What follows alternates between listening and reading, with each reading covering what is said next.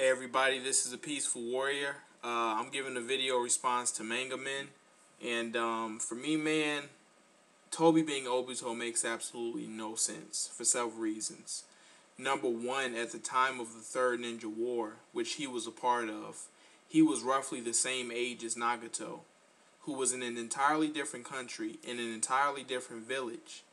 And he had already awakened his Rinnegan.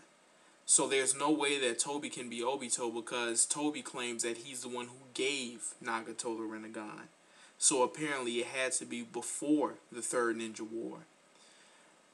Besides that, I mean, there's just no way that he can go from awakening his Sharingan shortly before his death to awakening a Rinnegan in so short of a period of time. I mean, there's just no way that he can go from just awakening his Rinnegan shortly before his death to being able to defeat Anbu under the direct command of the third Hokage, go in and out of the village's most top secret barriers, have stronger space-time ninjutsu than the second and the fourth Hokages, be able to tame the Nine Tails, and know that the seal, the Jinchuriki seal, is most weakest at childbirth.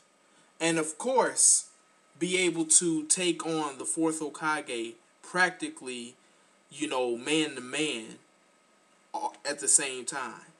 There's just no way that Obito is going to be able to be that skilled within so short a period of time. Absolutely not. So for me, I mean, there's just too many inconsistencies here.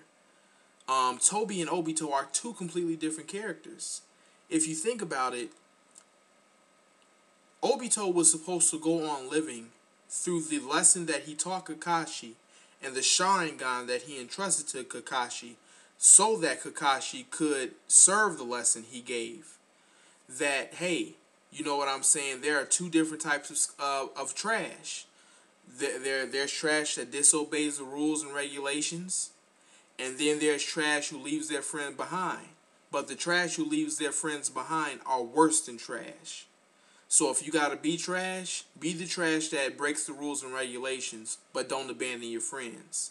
And he, through that lesson and his Sharingan that he gave through Kakashi, that's how Obito was to continue on living, if you will.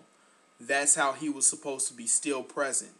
Because he's supposed to be a significant part of Kakashi's development as a character. So and as a person. So I mean, that's how he was supposed to continue going on. And I mean, I just don't see him getting this upset and going on this path of darkness and destruction over the death of Ran. It's not like she wasn't his only friend. He still had Kakashi. He had the village. He had his sensei, the fourth Hokage. So even though he may have been truly upset at the death of one friend, he's not going to take that out on other friends who he cares equally about. Well, not necessarily equally, because he did love Ren, so to speak. But I mean, he's not going to advocate hurting them when they're the only ones that he has left. That makes no sense whatsoever. I mean, there are several things. I mean, I think that this is Madara using Obito's body, just as Orochimaru has used several bodies en route to getting his ideal body, which was supposed to be Sasuke. I think that Toby is using Obito's body en route to getting his ideal body, which my personal opinion is him being the Ten Tails Jinchuriki within the body of the Ito Tensei Madara we see on the battlefield versus the five Kages. So I mean, those are my opinions. I just don't see. I mean, I don't see Obito even on his best days. Even if he would have somehow been able to awaken the eternal Mangekyo Sharingan, there's no way that he would have acquired the intelligence, the tenacity, the prowess, and the skill to be able to develop plans of this magnitude and sophistication and then to carry them out. Absolutely not. Now, Sasuke is somebody who we can see eventually becoming like Toby. Let's say Sasuke initially fails at attaining his vengeance. He's the type of guy who has the genius, the intelligence, the prowess, and the skill set to be able to develop plans of this magnitude and then have the skill to pull them off. Sasuke is somebody we can see eventually becoming like Toby if he continues on his current path. Obito, however, is not.